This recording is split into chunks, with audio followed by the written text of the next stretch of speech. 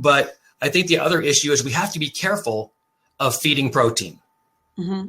We have to feed the right amount of protein, a quality protein. But if you feed too much protein goes through a process called gluconeogenesis, which just means protein gets turned to sugar and then spikes insulin. That spikes IGF or insulin growth factor. And you have the things we just talked about, all of the vascular disease, all of the fat storage, all that stuff can come from the protein that you're feeding. So you only want to feed enough protein to maintain quality muscle mass and not more protein. Mm-hmm. And if you have, so protein also stimulates something that we call mTOR, the mammalian target of rapamycin, something we probably don't want to get into. But when you stimulate mTOR, it says copy cells, make more cells, make more cells. It doesn't care if they're good cells, bad cells. It just says make more cells. And if we're stimulating mTOR to make more cells, those cells then become the thickening of that heart muscle that we don't necessarily want in that process, right? And we just get to make more cells, make more cells, make more cells. And that can be a problem in that thickening of the heart muscle that's an issue for us. So I would say, so if I look at good raw fed dog with a good quality source of protein, that you don't want to overfeed protein and you don't want to feed it too many times in a day. So every time you feed it protein, that animal stimulates mTOR, right? So you feed a little bit of protein now, you feed a little bit in 3 hours, and you feed another little bit in 3 hours, and another in 3 hours. Every time you're stimulating mTOR, and building more of that heart muscle. I would rather get them the protein they need once a day, right? I give them the total amount of quality protein they need once a day. I don't stimulate mTOR in that process.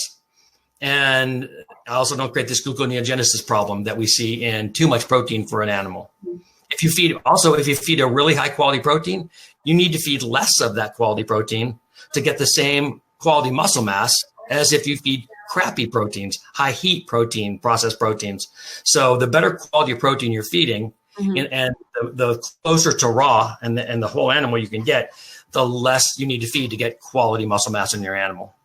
Interesting. Oh my gosh. A bad thing. And I'll say, yeah, I mean, if you're feeding your dog once a day, you're effectively giving them a daily fast, which is great for their entire system. But one question that I've gotten a couple of times is, to your point about overfeeding protein, now people want to know, oh no, how much protein are we supposed to be adding to our dog's diet? How do we know if we're adding enough or too much? So this is more of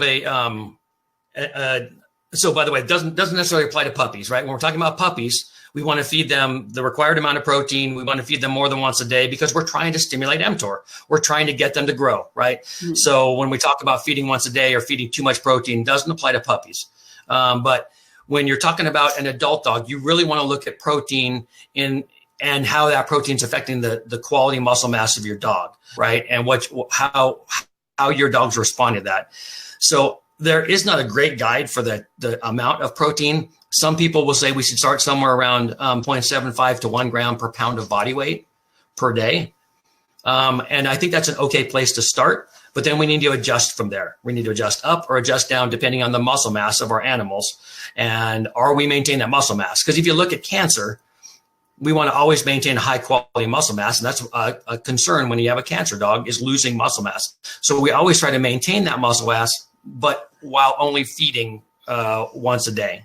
And I'll say this, and this is we fast our dogs twice a week. Our dogs get fasted, and not something I'm going to recommend out there for you to fast your animals. That's something you're going to have to decide, but we fast our animals usually twice a week.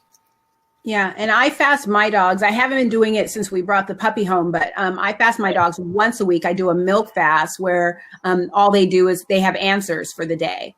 And it makes, I do it for gut health and just to recharge the immune system.